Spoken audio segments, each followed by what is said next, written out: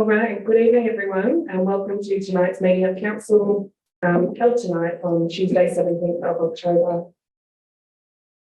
To start the official proceedings, I would like to acknowledge that we are living on Jara country, of which the members and elders of the Jara community and their forebears have been custodians for many centuries and have performed age-old ceremonies of celebration, initiation, and renewal. They acknowledge their living culture and their unique role in the life of this region. We're going to add a little bit extra after our acknowledgement of country today to address the results of the referendum on the weekend. So the result of the referendum on the weekend does mean many different things to many different people. In Mount Alexander Shire, we've seen a different result than at a state and national level, with almost 60% of community members voting yes and 40% no. With this in mind, we know that many people within our communities are feeling disappointed, sad, angry, and many other things. While we all take some time to reflect, we ask our whole community to remain respectful and kind, check in with each other, and give people the time they need to feel what they need to feel. At Council, we remain deeply committed to reconciliation locally through important initiatives such as the Indigenous Roundtable, which helps guide and shape our work towards recognition and reconciliation. I'm honoured to chair this group beside Uncle Rick Nelson and appreciate his partnership, leadership and spirit. An important example of this guidance is in our new reconciliation plan, which we look forward to sharing with the community shortly. This plan builds on the work we have done so far and sets our priorities and commitments into the future for true reconciliation. As always, we will be guided by the wishes of our First Nations community on how best to support them in the coming weeks and months. Just a reminder that council meetings are audio and video recorded and are made available to the public via electronic media, including YouTube. At item 1, we have all councillors present today. Councillor Maltby, Councillor Cordy, Councillor Gardner, Councillor Driscoll, Councillor McClure, Councillor Henderson, and myself, as well as both our directors, our CEO, and a couple of other staff members. We have no apologies or leave of absence at this time. However, Councillor Cordy, you'd like to say something on item 2? Thanks, Mayor. I just note that I'm on annual leave for approximately 4 weeks. But I won't be missing any formal meetings of council, so excuse me for not applying for my leave. Thank you, Councillor. Item 3, are there any declarations of interest or conflicts of interest? No. And item 4, confirmation of minutes. 4.1, confirmation of minutes for the meeting of council 19th September 2023. Councillors, do I have a motion? Yep. Thank you, Councillor. As printed, except for we need to make a correction in the minutes under item 6.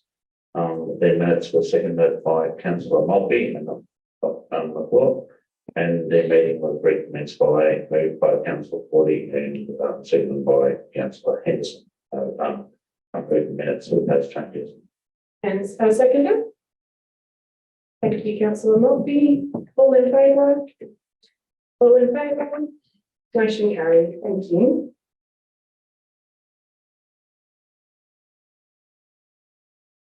At item 5, we have acknowledgements and there are nil.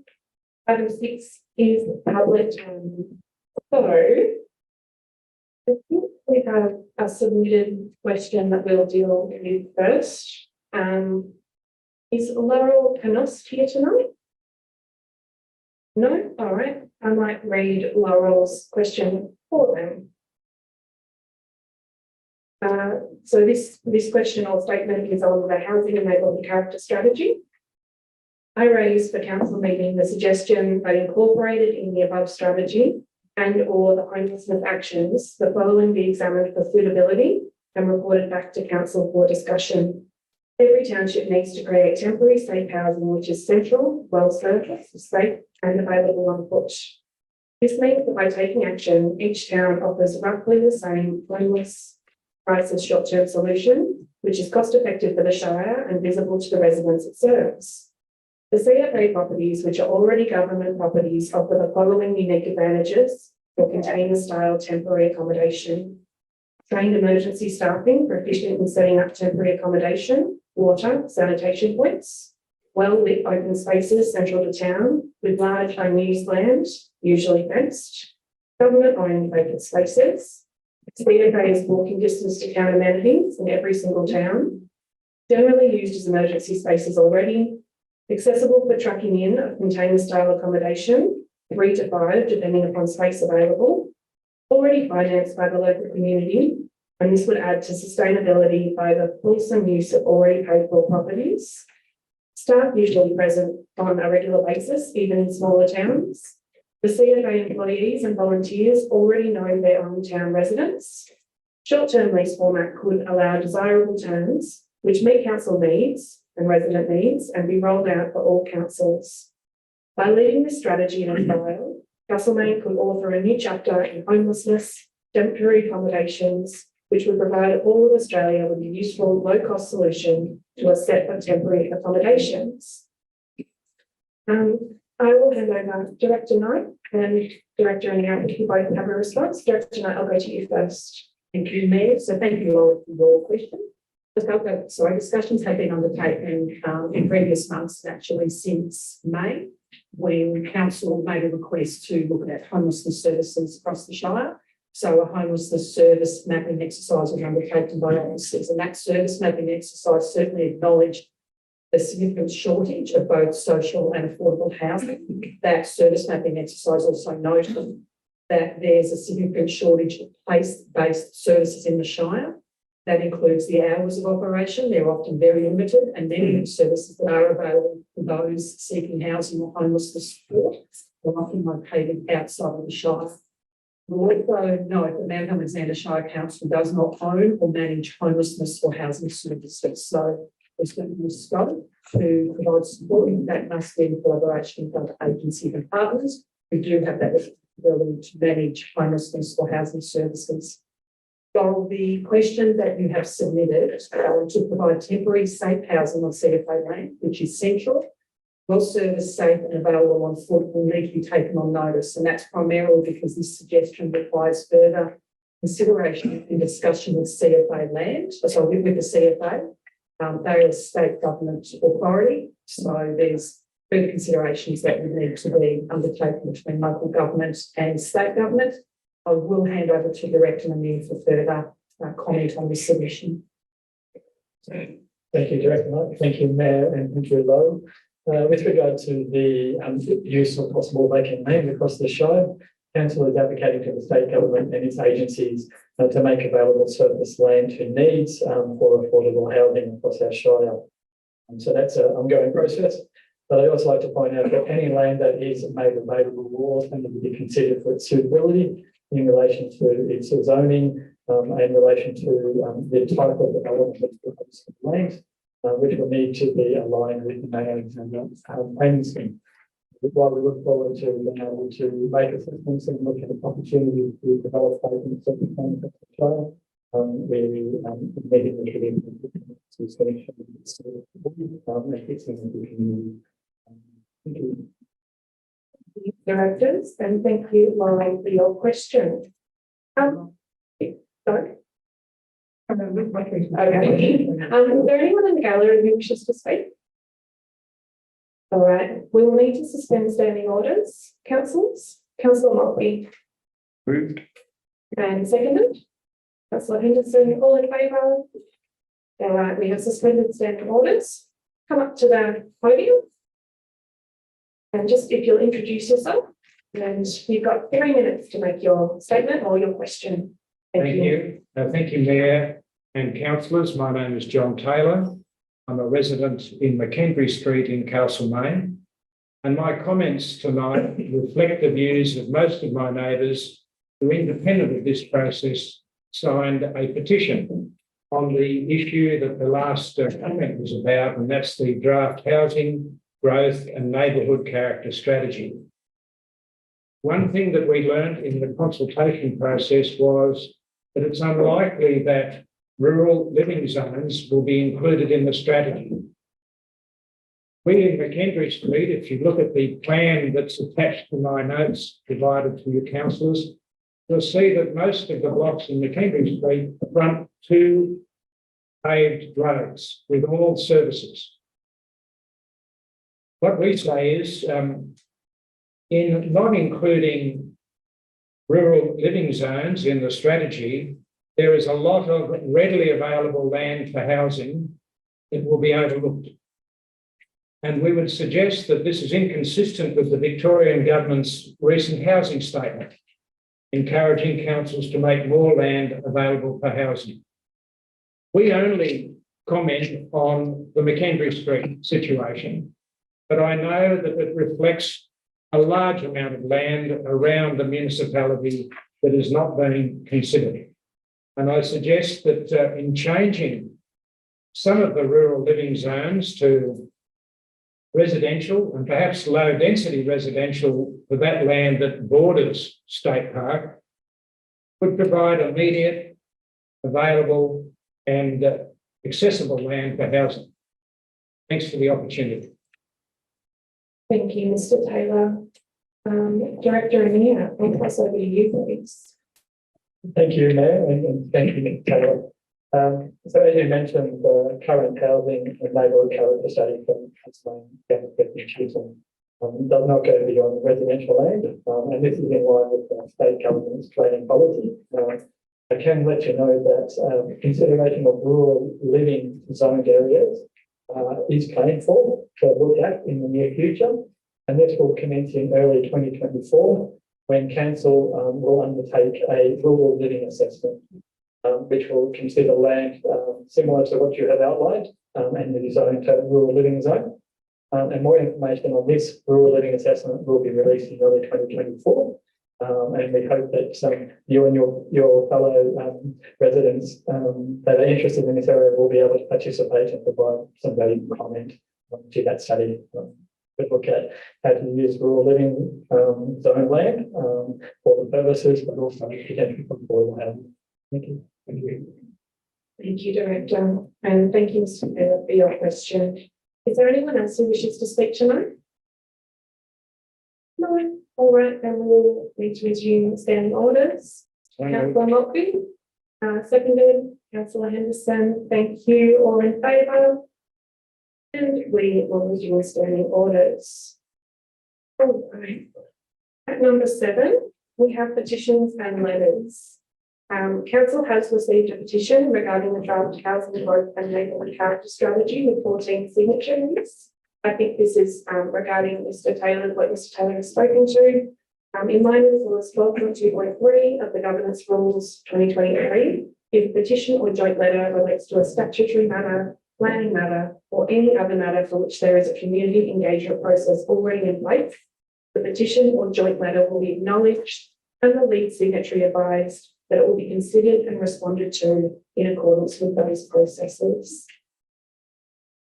At item 8, we have committee reports, and then I will moving on to item 9, officer reports, 9.1, community, 9.1.1, adoption of communications and engagement strategy. Councillor Henderson, would you like to introduce this item? Thank you, Matt. I think I would like to open speak into my microphone. So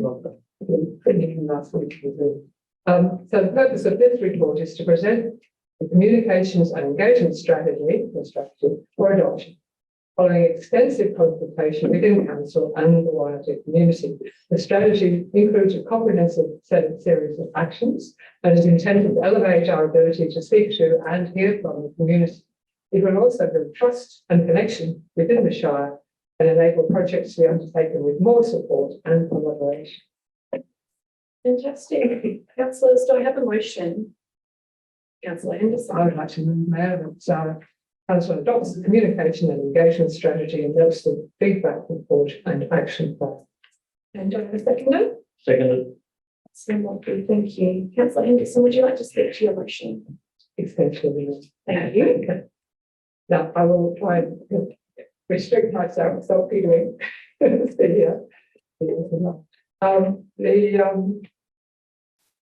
been on council for a long time, And one of the things that has always frustrated me been about engagement or communication. I think it was called engagement. And basically, the form of engagement plan that was presented to councillors was basically telling people what we were doing. And that's really back where it got as far. And I think probably, yes, it's fair to say that I got really annoyed in some cases, but didn't really do much until recently, where we have a magnificent strategy whose informal title is Start by Asking. It's wonderful. Actually, I like the fact that to engage and communicate with our community, the first thing we have to do is ask questions. Then listen, and then finally some information and share and decide what we're all going to do together. So I just highly commend the strategy to my fellow councillors. It's an open-ended strategy, but it is set for 4-year review. So every cycle of council is being adopted in this late in the third year, or the 4th year, final year of this term of council. And it will roll into the next term of council. It will have a very important part to play in the development of the next council plan. With every term of council, the new council has to have a council plan. And it's just fantastic that we're putting this in place at this time. It is a huge step up from anything this council has had in formal process. My heartfelt thanks and congratulations to the staff who put it together. It involved over 470 contributions from the community and councillors, hundreds from the staff, so everyone was spoken to. There were many different opportunities for the community members to speak and to present what they thought was important in communications. It includes 10 key themes of input. I won't go through more, they're all in here in the strategy, and it's got 4 key principles, which are to be genuine, relevant, together, and accessible. And in addition to the action strategy, it's got an action plan, which sets out in great detail, without any specific engagement process taking place, we said who it has to do, everything, all the objectives under each of the principles, and the whole council staff will be involved, not in every one, but it spreads right across the council, depending on what's involved, including councillors. And it is noted, I will say, councillors, that one of the key themes that comes back from the community is they want to hear opportunities, better access to their council. We can see the old days of the gallery being filled with community members willing to speak to council. They've gone. I think the community member is still there. Oh, beg your pardon. 3 more, but they're rare these days. I know everyone's watching us online, but people don't come and speak to council, but they do expect to be able to speak to their councillors. They do email us, they do text us, they do bump into us in the streets, but they are asking for listening posts, for organised sessions where one or more councillors will make themselves available to those members of the public who want to speak to them. So I expect there's going to be a bit of encouragement from our communications team probably in the last year of this current term for the current councillors to step up. And I know Councillor Driscoll holds a regular listening post in his main town of Newstead, and I do hold one in Elphinstone, at the post office, probably the coldest place in my electorate, but that's all right. And but very friendly. And of course there are opportunities for more. But apart from that, it's just a fantastic document. It's great to have it in place. It's going to be a great service to the council and the community going forward. Thank you, Councillor Henderson. Councillor Maltby, would you like to speak to the motion? Really don't think I can say much more. Councillor Henderson has given us a very good comprehensive report. And the staff again in the communications department is excellent here, so it will work. Thank you, Councillor. Does anyone else wish to speak to this? Councillor McClure. Thank you. I just wanted to make a comment that, I mean, this was a particularly enjoyable process to work through. You know, the times that we spend here with staff thinking about different strategies. some great stuff that's come out of that, and I do, Leeds and Ed and his team for the work he's gone into this. It's a great strategy. It's an important strategy for council.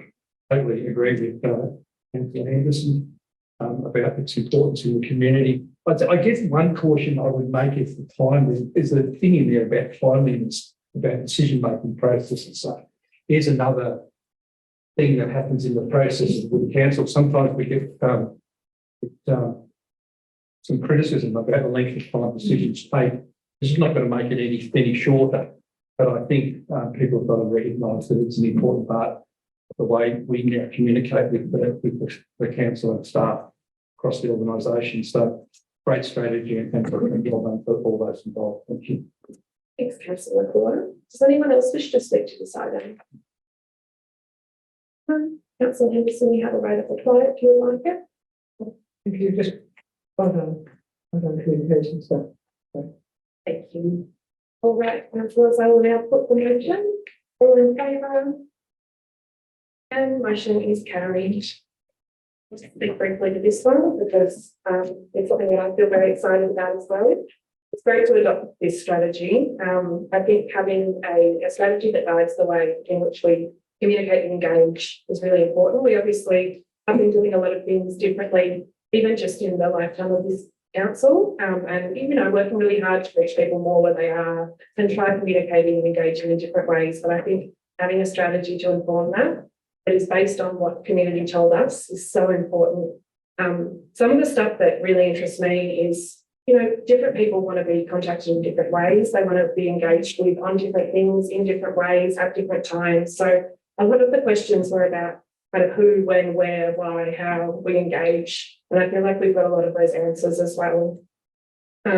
Obviously, massive thanks to Director Knight and the entire communications team. I want to particularly mention Ed, Anne-Marie, Sarah and Michaela, as well as staff throughout the organisation who contributed feedback and all councillors as well. I agree, Gary, the workshop that we had on this was very enjoyable. And I think one of my favourite photos of me has emerged from that, where I've got my thinking face on and I'm trying to stick a post-it note on a bit of paper.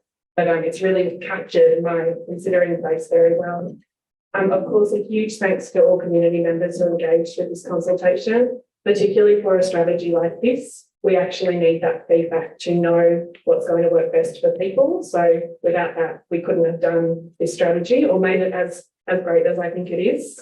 And I think I'll just mention one outcome that's coming up very soon. An example of how we've kind of listened quite well. We're having a council open day in a week or so, and it speaks to many of the key things identified in the communications and engagement strategy. So hopefully we'll give community members a really good opportunity to come and meet the people that they want to meet, have those face-to-face discussions, and maybe ask some of the questions that, the burning questions that everyone has about council. And hopefully we'll all be able to do a bit of demystifying them. So it's really exciting to have this one passed. I don't know how much more accessible I can make myself to community, but I'm willing to have a go.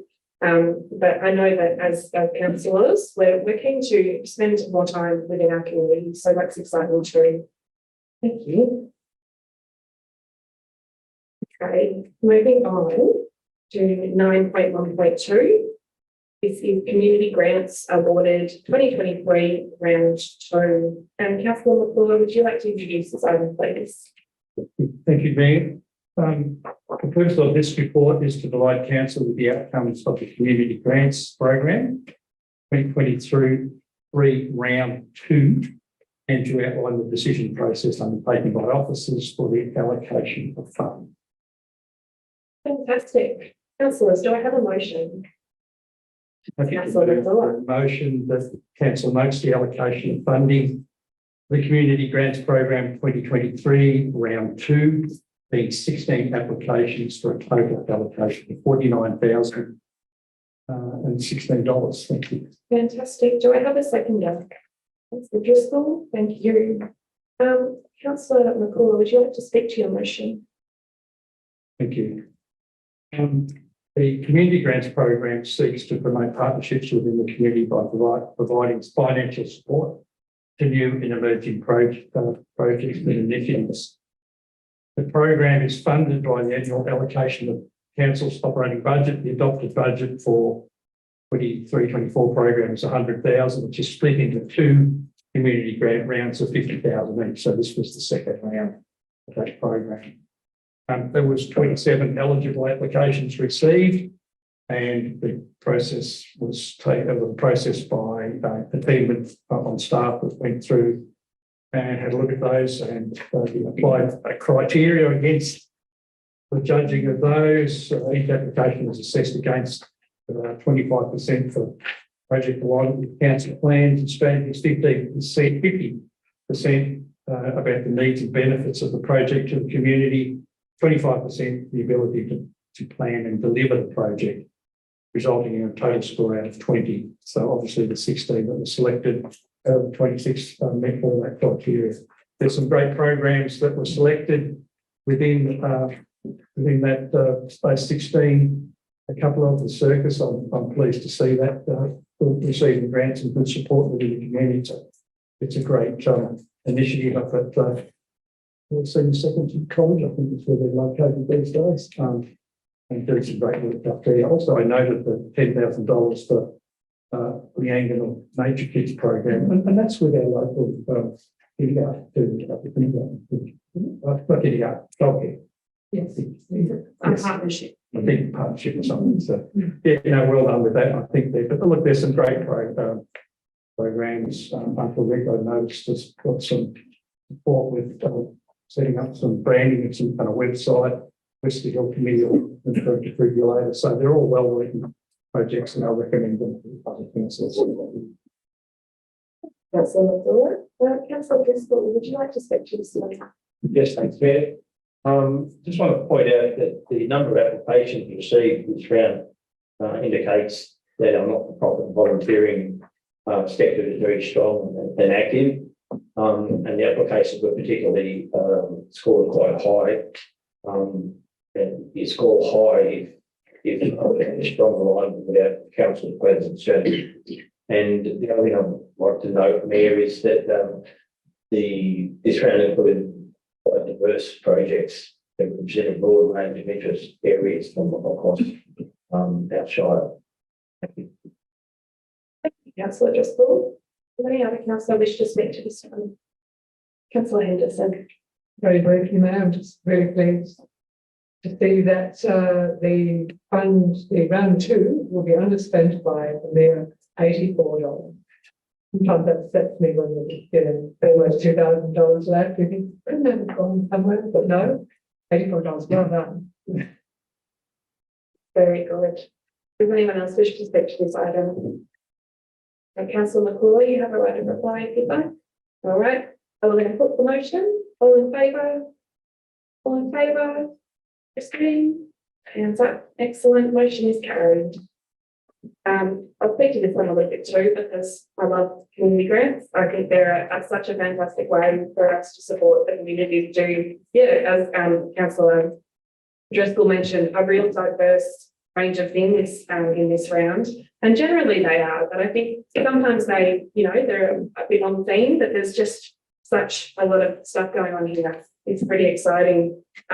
I think there's something for everyone in the 16 projects on this list. And it really is, I always feel like a great testament to how diverse our community is, but also how passionate our community is to twice a year submit for so many projects and initiatives. And then it's such a pleasure when we're able to fund as many as we do. Thank you to everyone who applied for a grant, and congratulations to the successful applicants. We do look forward to seeing and hearing about your projects as they come to fruition. I find for me, I love seeing where these projects end up. So anytime we get to be linked in with how something ends up, it's really nice to see things come to fruition and to know that we're a small part of that. So yeah, love to be kept in the loop. Thank you also again to Director Knight and the community partnerships teams, especially Sam, Sarah and Shana, and the officers who are on the assessment panel. Obviously, councillors are involved in selecting in doing the assessment of the community grants. And we're so pleased to have such a robust system, and that our staff, find it very hard, I think, because of how great so many of the projects are. But we know that everything is getting the due diligence that it needs, and we're really happy to support these 16 projects. It's really exciting. Thank you.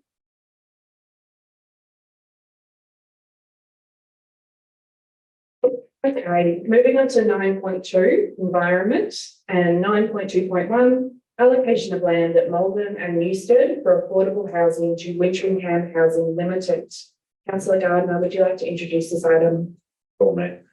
The purpose of this report is to seek approval to undertake community consultation on a proposal to enter into two 49-year form leases over 10 Steel Street, Malvern, and 2A 10 Robert Street, Newstead. I don't know that one. With Wintringham Housing Limited for the purpose of building and operating affordable rental housing. Fantastic. And do I have a motion? And I'd like to move the motion as printed, please. Do I have a seconder? Councillor Driscoll, thank you. Is there any opposition? No. Councillor Gardner, would you like to speak to your motion, please? Certainly, thank you. Just to note that this is the commencement of this process, so it's putting it out to community, their views. And basically the proposal is in the future, in 10 Steel Street, Malvern, to possibly look at building 4 by 2 bedroom units, and in Newstead 8 by 2 bedroom units. Subject to obviously a number of things, but if that goes ahead, it will be operated by Wintringham Housing Limited, and be targeting for people over 50 and people that live in those communities and in this shire. The particular organisation has had extensive experience in management and in these types of properties, and have been doing it in Victoria for a long time. This is actually really an exciting initiative, I feel, that adds to the housing strategy and storage that we've been working on. And it'd be really good to see this come to fruition. It probably will, hopefully sooner rather than later. I personally see that it's in Malvern, I know particularly, it saddens me greatly when I see the cost of housing, which quite often these days I've been amazed that they're constantly creeping up to $1 million. The prices of rent, so, $500-600 a week. So I have obviously community members who can no longer afford to live there anymore. I've got children and families who are priced out of this market and they have to move. So to see that we might actually, this isn't going to change and resolve that, but I'm talking about Malvern in particular, I'm talking about Newstead. But seeing some bedroom units, what that would mean is that there's possibly, 4 couples over the age of 50 who can stay in the community, so they've probably been there for a long time, do not long to afford it, and that'd be a good thing. And so part of this communication process, I hope that my community will support this and will make it happen. Thanks, Councillor Gardner.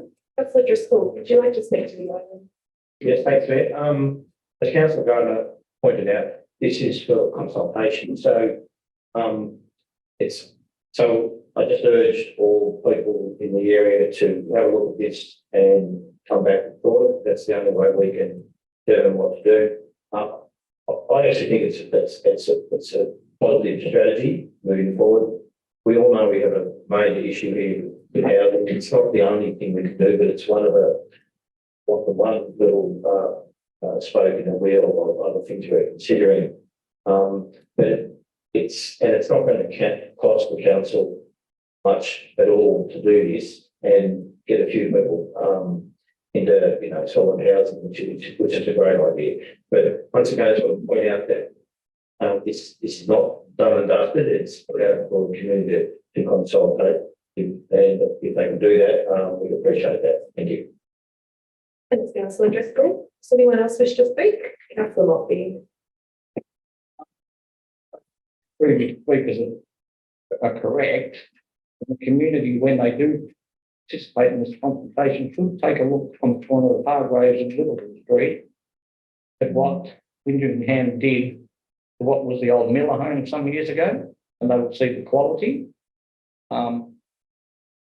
And their reputation is more than excellent in that field. And again, it's moving forward as we've been doing the last 2 years on social housing. So let's hope the community runs with it. Councillor, anyone else wish to speak to this story? Councillor Forty. Yes, yeah, look, I think this is a great opportunity and, you know, at the end of the day, it's for a 49-year lease on these 2 parcels of land. So eventually the ownership stays with council, but Winteringham basically developed the site and runs the site. And it's a wonderful opportunity to utilise a couple of blocks of land that are presently underutilised. So I urge the community to look this favourably, see if we can get some wonderful housing going in our shire. Thank you. Thanks, Councillor Cordy. Does anyone else wish to speak to this item? No, Councillor Gardner, you've got a right of reply if you'd like. Just to reiterate, if, you know, particularly for my community and in Newstead, if they have a look at it and get comments in. But I'm really hoping that there's a lot of support involved for it. Fantastic. All right, I will now put the motion. All in favour? The motion is carried. So that's fantastic. As council have already said, this just means that we'll progress now to community consultation on the proposed development of affordable housing and on land, council-owned land in Malvern and Newstead. Obviously, the plan is to work with Winteringham, who, as Councillor Motley mentioned, have done the houses up here on the corner of Littleton Street. They're a lot nicer than they used to be when I was growing up. And I know that the residents who live there really appreciate living there. Honestly, they're beautiful houses. I think importantly, we know that one of the main things we struggle with in the Shire when it comes to housing, apart from there obviously not being enough affordable or social housing, is that we have quite a mismatch of housing. So lots of people really only want a small house. There might be a sole person living on their own. We have lots of sole person households, but because we don't have any 1 or 2 bedroom housing stock, they're often living in 3 or 4 bedroom houses, so which they can't then manage, especially if they're older. So being able to provide some smaller housing for residents over 50 is a real priority for us, and this would tick that box really well. So this will go out for consultation very soon. We're so keen to hear from community members, particularly those living in Newstead and Malvern. So do engage with this and tell your friends, because we really want to know what you want to hear so that we can make the right decision for our community. Thank you.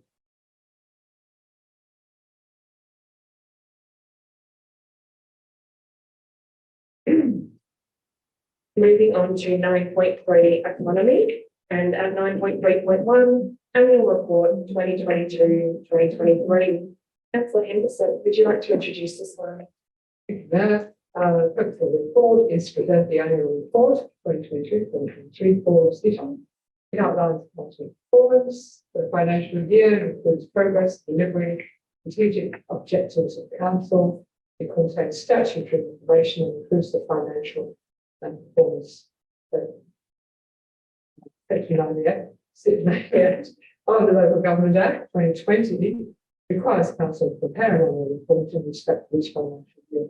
It must be presented to a meeting of council by the 31st of October 2023, but the Act no longer requires council to submit their annual report to the Minister for Local Government. Fantastic. Do I have a motion? What do? We adopt. We do. We could. Do I have a seconder for this motion? Councillor Gardner, thank you. Is there any opposition? No, then Councillor Henderson, please speak to your motion. Well, it's a very large document. So you may speak at length. I will stop you eventually, but do your routines. I recommend it. It's beautifully put together by our communications team. So cool. The other day, it's got everything you ever wanted to know, and not sitting once you know, like council. But it's a great record document for those people who are involved in council, like councillors and staff and community members who want to know what goes on in council. It's got some great case studies, which is a nice thing to see. We've seen that before, like where we're prioritising flood recovery, we're revitalising playgrounds. And so those kind of things, and great to read, it's a bit more chatty, but it's got all the relevant information and of course financial statements at the end. So, great documents, nice pictures too. So get along to your local council and get a copy and sit down and have a great evening to read. Thank you. Thanks, Councillor Henderson. So Gardner, would you like to speak to this one? It is a lengthy document, and it does look really fancy and nice. I must admit, it's probably one of the nice ones I'm saying. I think, there is a lot of information in there, and when I was reading through it and flicking through it, I was actually surprised how much we've done. If you said, by a month. And so I know people who are saying within not a lot, but if you have a look at, some of the, issues by month, and there is a lot of activity at this council on the staff too. And so, yeah, have a read. It's good. Thank you, Councillor. Does anyone else wish to speak to this item? Councillor Jessica. Thanks, Mayor. There's a lot of work involved in this. I just want to thank Lisa and Marie and the team. And we've all read it. And as Stephen said, and Councillor O'Connor said, I want to know what's going on in the Shire. That's in here. It's actually reads very well. Flows well. There's a couple of small editing mistakes that I picked up late. So if anyone wants to point those out, just come back to me. It'll be great. But look, it really is comprehensive. It's a lot of hard work, and I think anyone who's thinking of coming to our Shire, if they read this, they within I don't know, an hour to read it, would know substantially what's going on in our Shire. Please don't have a look at horror then. The only small mistakes. There's one thing I just picked. All right. Does any other councillor wish to speak? Councillor McClure. No, I just want to reiterate this good report. It's a good summary.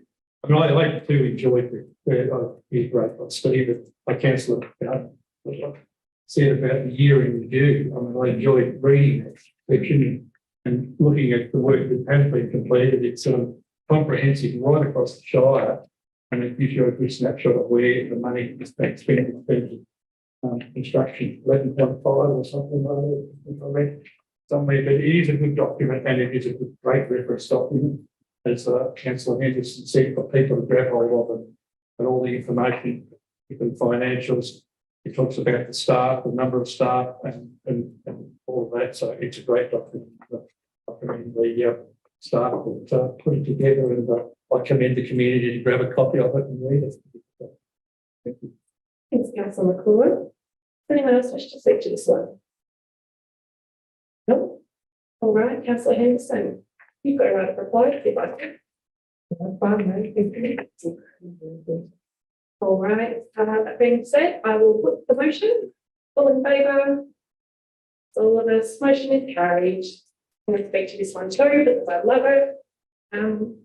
It's just a great report. There is so much to love in here, and I view it very much not just as a reference document, and obviously something that we have to do, but it's a real celebration of the last year, and it's something that we don't do very much, honestly, is celebrate our little and big wins. We spend an awful lot of time copying, quite a lot from various angles, but it is lovely to, as others have said, sit down, especially reading the year in review, which is a month by month of the last financial year, and kind of different projects and initiatives and things that happened in those months. It's really great to look back over it and go, yeah, we did so much. It has been a big year. There has been a lot of different moving parts and just such a lot of energy and effort from all of us, really. It's fantastic. I also really love the case studies. So there's a few this year, I think about 5 or 6, and they're really expanding on some of the things that, should be celebrated. Again, these are things that we think went really well. Things like the disability action inclusion plan, things like the middle years and early years strategies, and how we're really engaging with children and families. A big case study about Book Bonjour, which is so beautiful and deserves so much recognition. About what we've done for flood recovery, how we're revitalising our playgrounds, and what we're doing in the affordable housing space. And these case studies really break down in a really simple and easy to understand way what we've kind of done in those spaces and what we've achieved. They're really lovely to read. We've also got a lot of stuff in there around what we're doing in terms of advocacy, in terms of partnerships. There's stuff in here about our services, about how our organisation is set up and how it works, about our strategic objectives, and then a whole heap of very intense financial stuff at the back, which huge effort from the finance team to get all this ready. But really, it's such a labour of love in so many ways, this annual report on what's been a pretty fantastic year, I think. And reading this document, yeah, there is so much to be proud of over the last year. And I think we've captured it so well in this document. So I really do, I'm not the kind of person who reads annual reports very often, but since my time on council, I've read an awful lot of annual reports. And I just think you're getting better and better, which is fantastic. So thank you to everyone who contributed to it. Obviously, there's stuff coming from all over the organisation, but again, especially to Lisa and the communications team, Ed, Anne-Marie and Michaela. You've done such an amazing job. It looks beautiful. We're all really proud of it and so happy to adopt it tonight. So thank you.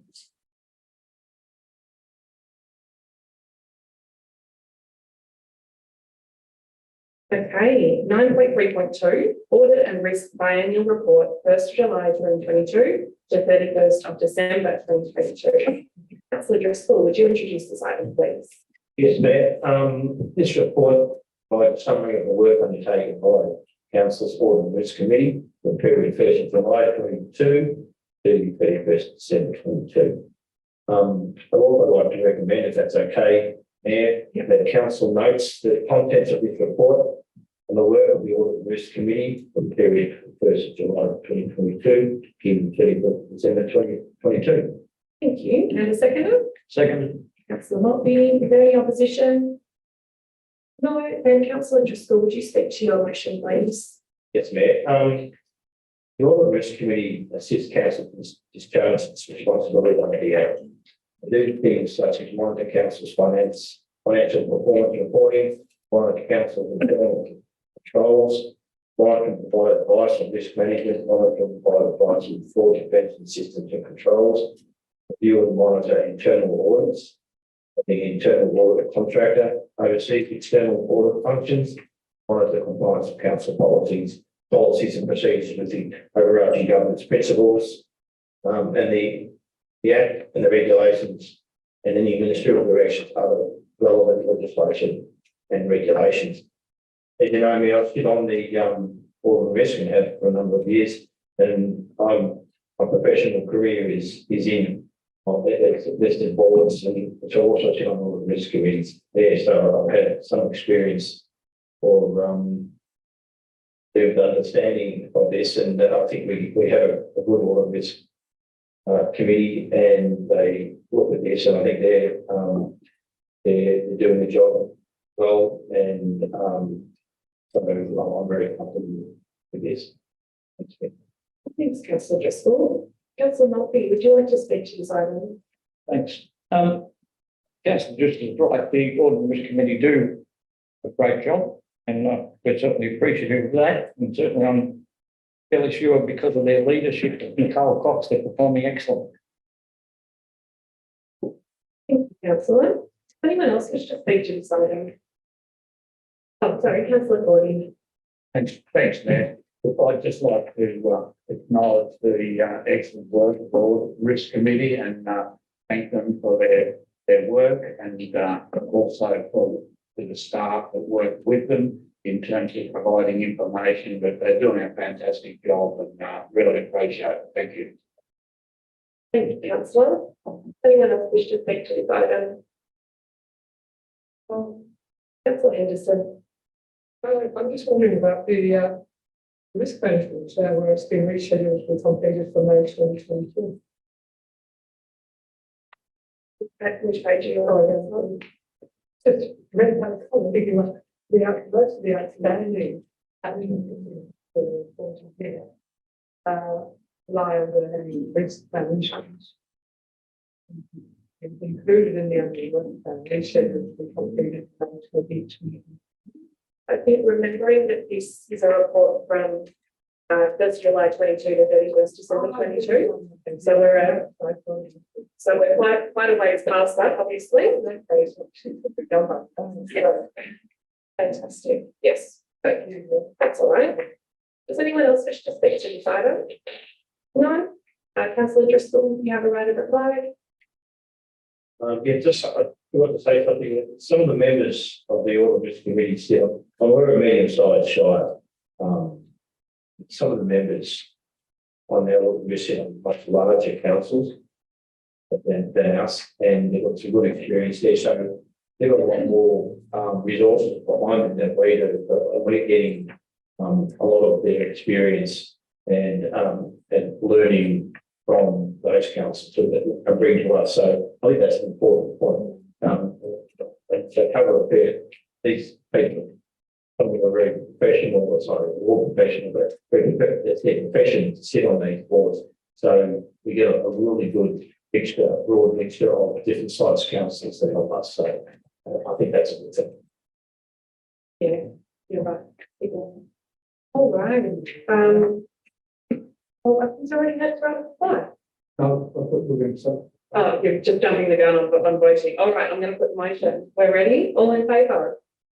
Fantastic. Motion is carried.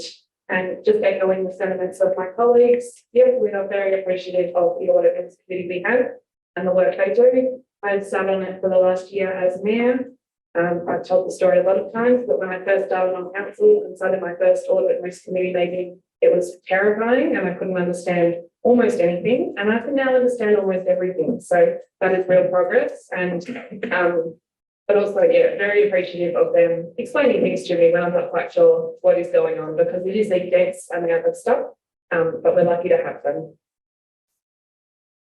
Especially if they can explain it, which they can. Okay, moving on to item 10, which is delegates' reports. So the CEO and I have circulated our list of activities for the month. Some of it was the CEO, some of it was Director Anea as acting CEO, but all of the main stuff was me. We have some delegates' reports from our councillors. Councillor Cordy. Thanks, Mayor. I was fortunate to be able to attend Municipal Association Victoria Annual Conference and general meeting over 2 days last week. A little bit apprehensive. The second day was Friday the 13th, so I used to stay close to home on that day. The Municipal Association Victoria actually got a long and proud history. It was initially formed in 1879, and it was actually a specific act enacted by the state government in 1909, so that they did 30 years work before the state government really started to take notice of them, but they got an act, and it's been very important ever since. The peak body representing Victoria's 79 councils, and I'd just like to mention some of the speakers. The Honourable Kirsty McBain MP is the Minister for Regional Development, Local Government and Territories.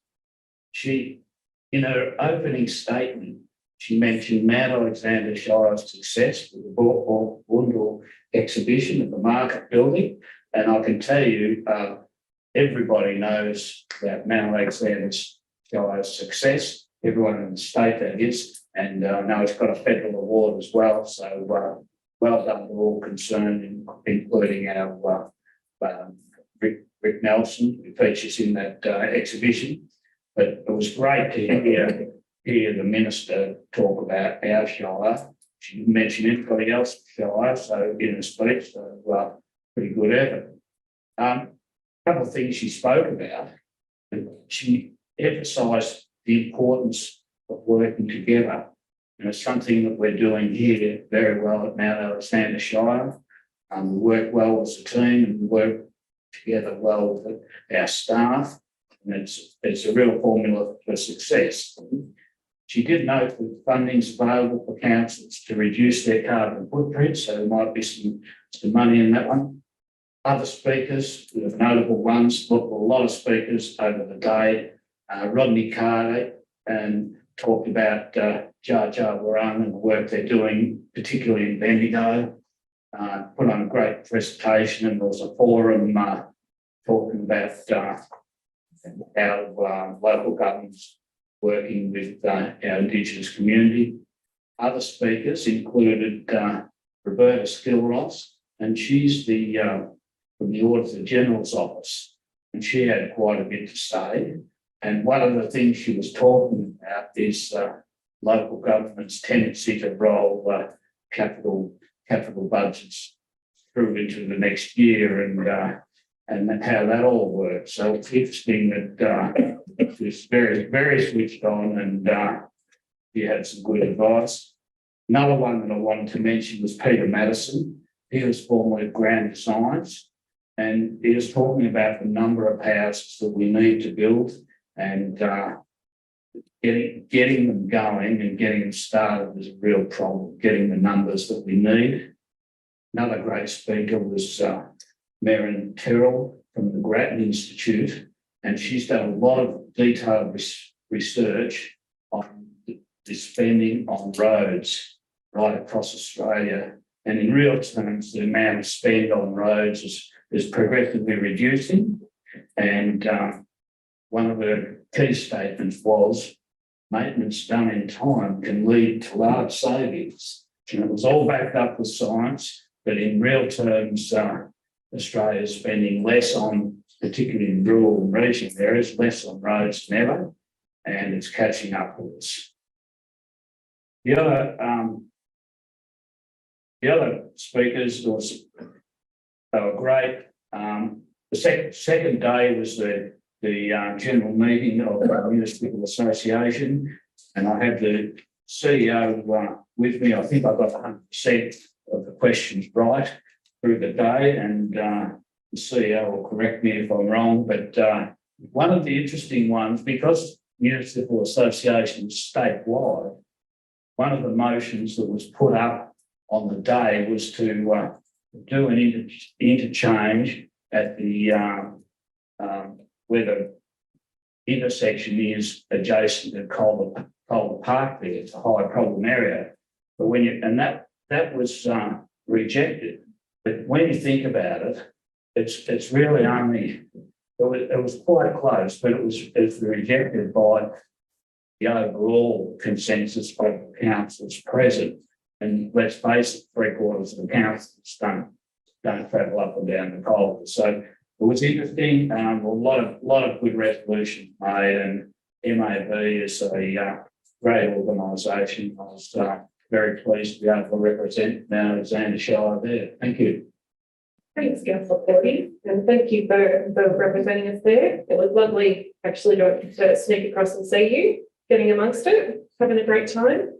Really nice. Does any other councillor have a delegate's report? Councillor Gardner. The mayor's making me. I just wanted to, I attended on Sunday with the mayor actually, had a whole lot of love, and I think I got a lot of comments from some community members about how great it was the mayor was there, because the mayor doesn't actually go to Baringa up that often, but it's widely appreciated. And now the mayor is wanting the Baringa Ball, so they've got me. But I thought it can get a bit messy again in the Baringa Ball. You don't know what's going to happen. You'll know that.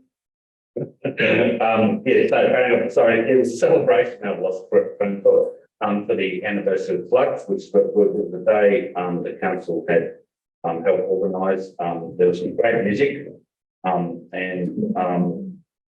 fundraised for the local cafe as well for their new truck. And I think the thing that most touched me, I suppose, was Uncle Rick Nelson turned up. Now this was also the day after the voice. So I was actually had failed, and I was very impressed that he turned up and spared what he shows his dedication to reconciliation and to this community.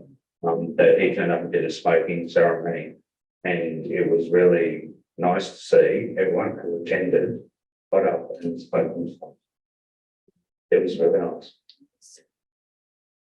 Thank you. Does any other councillor have a delegate's report they'd like to share? All right, then I'm going to go. All right. It's been another busy month, whether they not anymore. But it's been great. I'll touch on a few. It's been a real month of attending some local events, which I always love, getting out, getting amongst it. I was able to go to Run the Main, which is obviously a fundraiser for Delkaya Health. It went great guns. I think their biggest registered turnout ever, raised a ton of money, and everyone was super happy, apart from the people who probably pushed themselves a little bit hard and were kind of collapsed near the finish line being worked on by paramedics. But even they, I think, were, happy that they had really given it their all. There was a lovely new race, a bit of a fun run at the end for children and families, anyone really. It was not a race, it was just running. Many of the children were confused about what the point of it was, but they were given a lolly at the end. So it really encouraged them to get amongst it. And I, along with Rory Edwards and CEO of Delkaya, Sue Race, gave out the medals. Lots of really happy people who can run a lot faster than I can. But really great to see, and lots of women, lots of older people, lots of young people, just the whole spread of people who can run fast, really, which is always great to see. Another one that was really lovely, I attended the Victorian Seniors Festival Country Concert. Now, you're going to say, Rosie, but you're not a senior at all. And I'm not, but I was asked to come along and do a speech to help open it, which was great. It was a Johnny Cash and June Carter tribute show. Fantastic. And I had the pleasure of going to Bendigo and picking up my gran who lives in Kangaroo Flat. She has real access problems, falls down a lot, but it doesn't get down here very much because it's so hard for her to get around. But I brought Gran down with me, and Gran also had an amazing time. It was really special to see so many of our older residents and also residents from our neighbouring shires who helped support this concert, just having a great time. There was heckling, there was a lot of fun had, and the band who performed were really good. It was just pretty fun, honestly. And I was able to bring Gran into the mayoral office for the first time, and I managed to get a photo of her with my mum and my kids by the lovely Anne-Marie. So we were able to get finally that 4 generations of a near women photo that I've always wanted in the mayoral office. So that was pretty special. Turning over, oh God, there's so much here. I've done a couple of podcasts in the last little while because currently that's something I do now, both around housing and what we're doing locally. One was very much focused on the changes we made to the tiny homes on Beale's local law, and that was really talking about how that entire process worked. So from the inception of this incarnation of it, when Councillor Driscoll's notice of motion went through, all the work that was done, both at an organisational level, through the community, what councillors did, just a real look at how it worked and why we were able to make these changes to benefit our community. So that was really lovely. And then also yesterday, with our Housing Solutions broker, Claire, talking on Saltgrass podcast, which is another local one, around all the different housing things that we're exploring. So again, touching on the tiny homes, but also looking at the projects we're exploring in Templeton Street and maybe exploring in Newstead and Malden, as well as some other exciting things perhaps on the horizon.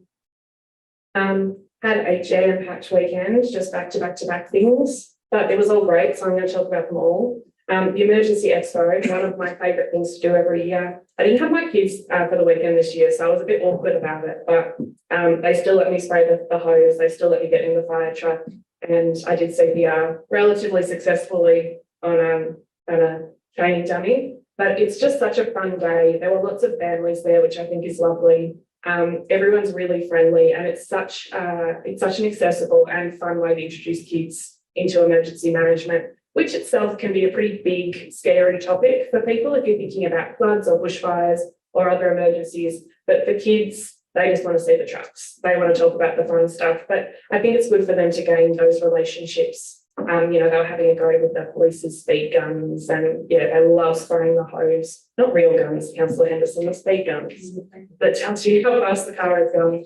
It was really great. Cannot say how much I loved it. Always loved the emergency expo. And what else? I didn't get to stay around to see the car get cut open, which is my favourite bit, but I had to go along to something else.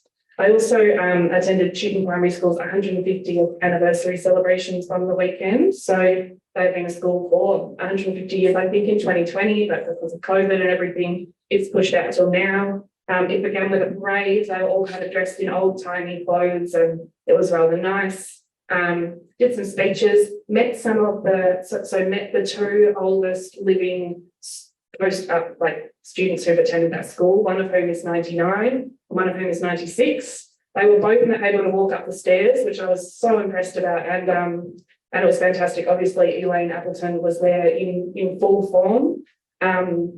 It was fantastic. Marie Edwards and I planted a tree relatively successfully, and then I just wandered around the school, honestly, and all the kids showed me their work. Tooting Primary School obviously has a real focus on First Nations curriculum and learning. They do a lot of work with Nalgarun. They've won the Resource Smart School Award this year for their work on biodiversity that they've done with local First Nations people, and it was just a really joyous day. I went there in the morning and then drove straight out to Barringat for the Whole Lot of Love concert, which was lovely. I'll just pick up on what Councillor Gardner said, and everyone was really appreciative of the event. It was pretty on and off weather, but everyone just dealt with it. It was raining quite heavily at one point, and everyone just kind of huddled where they could and kept on going.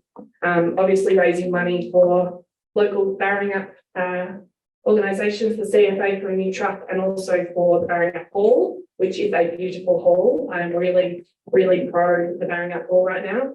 I haven't seen it since I was about 5, I don't think, and it brought up a lot of memories for me, but it was lovely. Uncle Rick and Jason Kerr coming along and doing a beautiful welcome to country and smoking ceremony. Did a lot to help some of the people who perhaps weren't feeling so great at the result of the referendum, but it was really lovely to see how much joy and peace that seemed to bring a lot of people.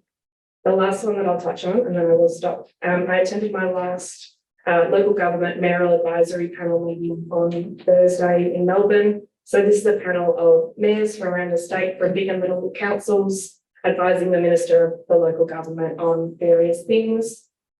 This month, we really focused on things coming out of the Operation Sandon report, and we had the Deputy Commissioner from IBAC there to present to us. There are some, relatively hefty ramifications for local government, and they were testing them with us. So that was a really interesting conversation. And the other thing we talked about at length was local government financial sustainability, which was a really hot topic and a big conversation to be had as well. I feel like I did a relatively good job at representing how we feel about that. But it's been a really valuable opportunity to feed stuff straight back to the Minister. I've really enjoyed it. It's been great to get to know other mayors from around the way. And yes, we did go and gate crash the MAB morning tea afterwards. So it was lovely to see some of our other council friends there as well. Other than that, I got up really early this morning to do an ABC radio interview, but I have had a nap, so I'm back on full form. And I'll pass over to the video. Thank you. Thank you. Just say congratulations for being on the mayoral advisory panel, the local government mayoral advisory panel. I think it's the first time this council's been represented on the I think so. Thank you for putting your hand up, and congratulations for being Thank you. It was terrifying at first, but has been really valuable, and I value both the relationship that I feel, well, I'm not scared of the Minister anymore. I feel like I can approach them as a person, but also to meet the other mayors and to form those relationships with them has been really great. And also to get to represent our council and share some of the great stuff we have is, one of my biggest joys ever. So it was a bit of a win-win, honestly. Thanks, Mayor. Thank you, councillors, for allowing me to have a holiday for a little while.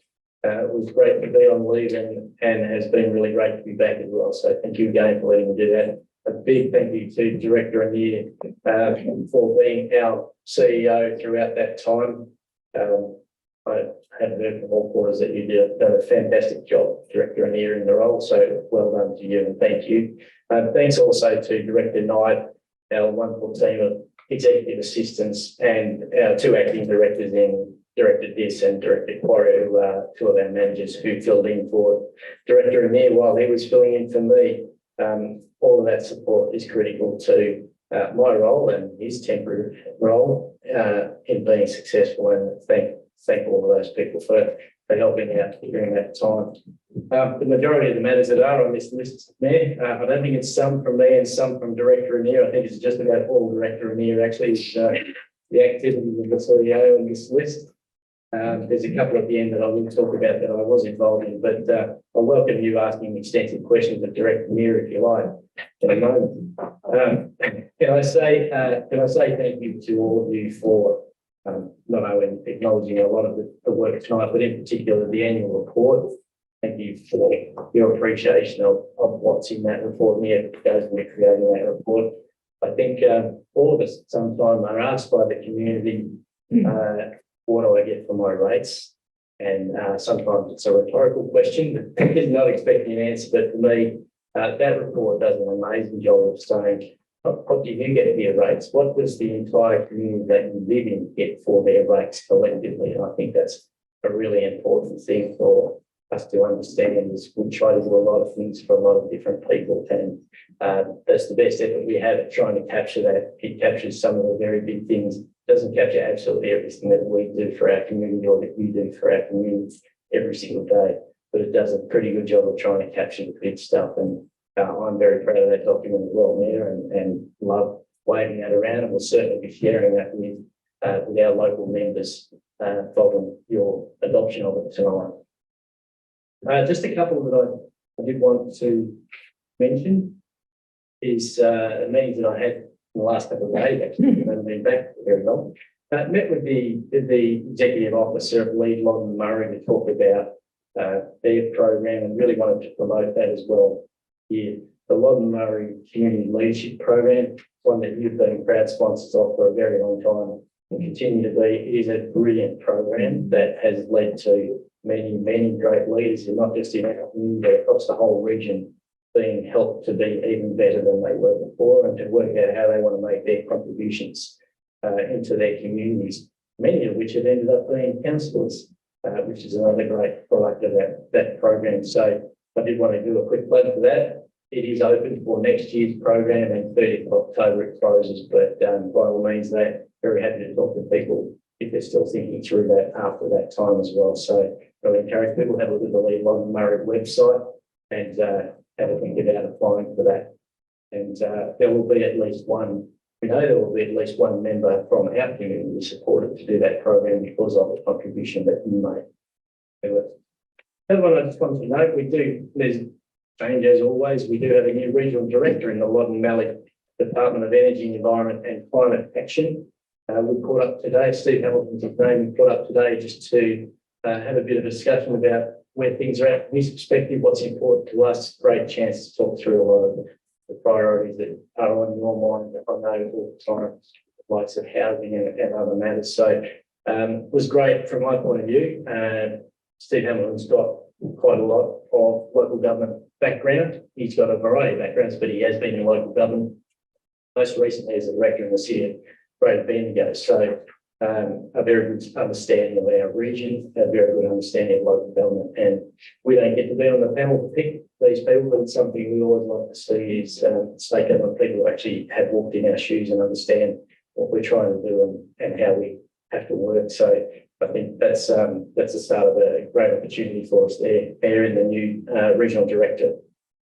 And also great to hear the level of interest from Steve in our priorities for trying to accelerate housing, not just on land that we own, not just on land that's privately owned, but also state government land.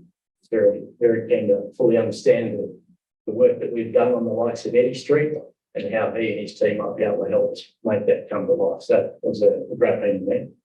Thank you. Have any questions for either myself or the CEO or Director Eddie. Maybe I'll be checking for, we'd like to ask about the second one on the list.